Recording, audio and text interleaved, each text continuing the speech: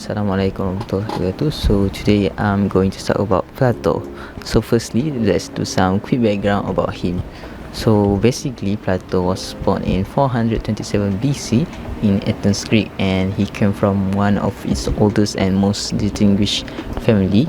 During this time, Athens had massive leaps in not just philosophy but also literature, biology, architecture, politics, and much more. All this was simultaneously they were fighting two wars, which is the Persian Wars and the Phoenician Wars. So during the Persian Wars, where the Greeks were vastly outnumbered, but the way they defeat the Persian was by coming together, where all these different city-states in Greece came together and they defeat the Persian. But after the war, after defeating the Persian, instead of the states coming together, they broke apart and they fought against each other in a civil war that's called the Phoenician War. It was a very brutal war, which you can tell just by from how long the war lasted, which is 27 years, and eventually Athens lost. The democratic government of the Athens was overthrown by the oligarchy faction was also known as the 30 tyrants, and then the democratic came back years later. Athens at this time was a democracy state, and that was something that the Athenian was very proud of it. It's something that was part of their characters that they had. They lived in the democracy. It was something that they really greatly upheld debate in under this democracy time. In 399 BC, Socrates, the philosopher, was educated under the democracy, and I think this is something that really affected Plato. So in short and discuss at the death of his teacher, Plato then left Athens and began his travels in Greece, Egypt, and Italy. Plato then returned back in Athens in 387 BC, where he found the academy, and after 20 years of running the academy, he was invited again to the Syracuse in Italy to act as a political advisor, which he made another trip in Syracuse again in 361 BC, something like that. So for the next years, then he back to Athens, but then most of the time after that he busy writings and teaching at the academy. So basically Plato died in 348 BC in Athens. Okay, now that's a little bit biography about Plato. So let's go back to the Athens, as Plato lived during the time where he see a lot of people that he knows pass away because of the wars, and I think keeping this in mind is important for us to understand the ideas that proposed by Plato himself. And I think Plato idea was most of it he wanted to avoid civil war in all costs. So I think keeping this in mind is important to have an open eye for the discussion, and it's also for us to understand what shapes the idea of Plato writing, and especially in his arguably most significant work, which is the Republic itself. I think the Republic is the one of most remarkable work by Plato. Of course, Plato did write other works, but I think the Republic that's really impactful in our life, especially in political philosophy field, of course. And so basically, Plato write the Republic in 375 BC as in the dialogue form, just like most of his other works in dialogue form, where Socrates, his teacher, as a main character in the book. Basically, the Republic theme was about the justice, and throughout the book it discussed what is justice in terms of individual and in terms of the state. So basically in the Republic, Plato talked about the justice, and he discussed is whether justice is good or bad for the people, and why we need to have a just life, and why people need to have a desire to have a just life rather than living an unjust life. So in order to make people believe that a just life is important, Plato or Socrates did introduce this analogy called as city soul analogy, where it basically means to prove that a just city is happier than a just unjust city. The same analogy can be drawn from the just man and unjust man. So, to craft the society, Socrates said that each person in the city must specialize. To maximize the efficiency of the city, he wants the shoemakers to focus on solely making shoes, to doctor focus on doing doctor things, and the shoemakers who specialize will always be better than the shoemakers that not specialized, and shoemakers will always be better at making shoe than the doctors that making shoes, and vice versa, and doctor will always be better at being doctor than shoemaker being doctor, something like that.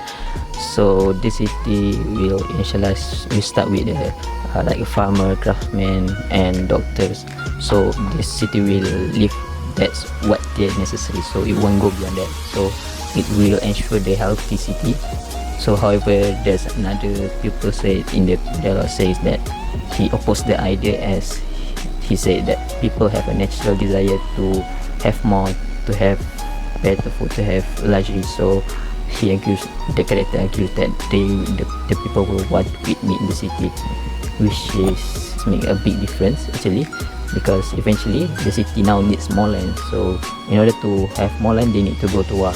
So they've both, so Socrates and the other character agree that is natural progression for the society.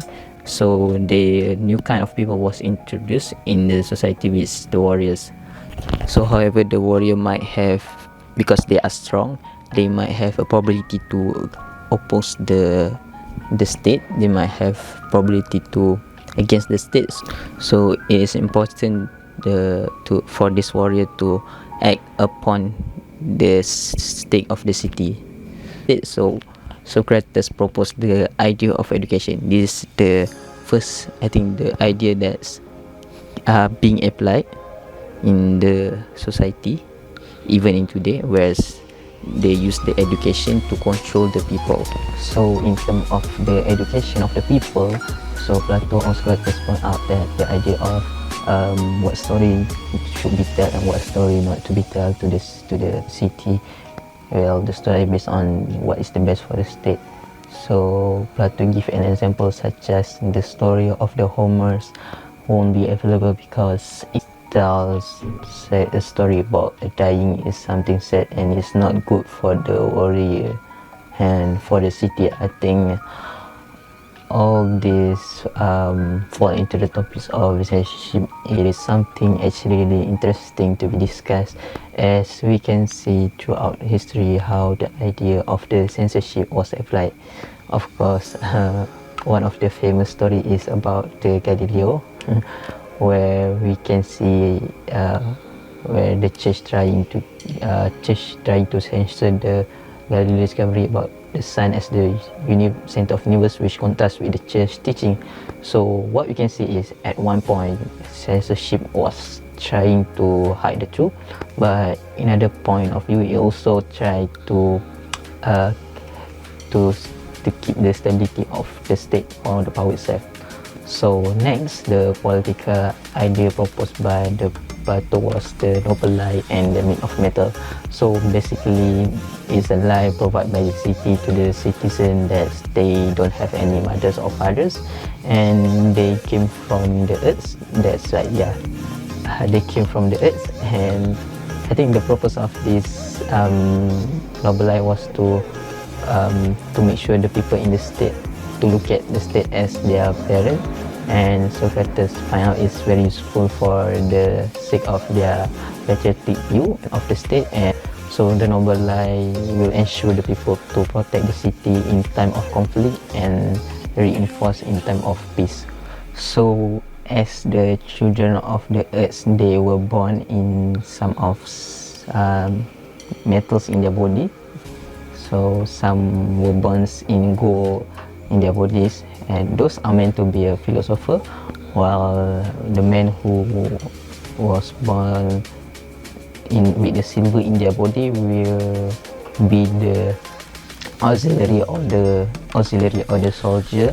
And there's some also other people that born with the iron, meant to be the farmer. So this noble lie of course would serve Plato proposed is make sure that every man believe that they are part of the big family, and some sort of others members as their brothers. So they being like a brothers, their family, everybody will accept. Will also serve purpose where everybody will accept their own station or their own place. They will accept their life. So I think it falls back to the idea where everyone need to have their own specialty. Everyone, in order to determine what's their specialty, Socrates proposed the noble life in determine of what kind of group the people will be distinguished. So now, in order to determine which metal in the citizen body, Socrates used the education as a tool to recognize it. So basically, Socrates proposed the theory of the soul, whereby human soul are divided into three parts, which is the appetite, spirit, and the reason. So basically, throughout the education time, the state will recognize which part of the soul from each individual people shows the dominance. So if the people show dominant in the appetite, they have iron blood in their body, so they will be farmers. So if they shows dominant in the spirits, they will be recognized as guardians or auxiliaries or soldier. And if they show dominance in the reason, they will be chosen as a philosopher. So now everyone in the city have their own specialties, their own job, their own part. So which whereby complying each other, and each of them each other. The question is now, who should be the leaders? So the answer for that, Socrates proposed that the most suitable to be the leader is the philosopher. So Socrates says that Socrates introduced the idea of philosopher king, whereby a philosopher should be the king or a king should be the philosopher. So why Plato said like that? Because since the philosophers seek for the truth above all else, so the rational parts of their soul will rule the city at its best for the sake of the city. So to defend this statement, Socrates introduced the analogy of the ship. Imagine where in the ship there's sailors in the ship. They were fighting among themselves on who should be the pilot of the ship. So basically, these people were arguing on why they should be the pilot, and the winner of the argument will somehow will be the pilot, even if they know nothing about the shipment, about becoming shipment. So while they were arguing, the three shipmen itself, who have knowledge in how to navigate the ship, was busy holding the steers and looking at the sky to navigate the ship, so he didn't join the argument. So basically, Plato says that the most suitable people to be the pilot is the one that have knowledge in the shipment, which is the one that holding the steers and navigating the ship by looking at the stars. So it is actually referring to the philosophy. Why? This can be applied into the Socrates idea of philosopher king, because he says that a philosopher knows what is the best because he seeks for the truth, and yet he has knowledge for how to rule the state at its best. So he is the one that should be the ruler. The philosopher should be the ruler of the state. So I think that concludes the idea of Plato's in their political philosophy ideas by Plato itself. I think those ideas are still relevant until today, as we can see. Even some country today will apply those theory, those ideas. As we can see, I think the idea of censorship was really applied until today. We can see in country like China, they are still using the censorship, whereby they censor certain things from their country, where things from outside couldn't come in. Like even in their own media, they censorship things like what news can be told, what news can be told in terms of the internet, the social media. some of the platform are blocked in their country because they believe it's not good for their states. So that kind of idea that has been proposed almost 2000 years later are still applicable and even until today. And then I think the next idea was the idea of meat of metals or the noble life. Even until today, it's not being used directly as it was proposed by the Plato, but in terms of the mechanism was still being used, I think, in many states. Even for states practice kind of communism, they use this idea where everyone have to do their own job, their own parts for the sake of the state. The idea is the Plato idea of rather than being individualistic for living for the good of our individual life, but then Plato idea was living for the sake of the state, for the goods of the states. I think the idea was applied in many other countries, maybe like North Korea. They even the idea of communism itself has have not much, but some mechanism was inspired by the idea of Plato himself. I think that's all from me.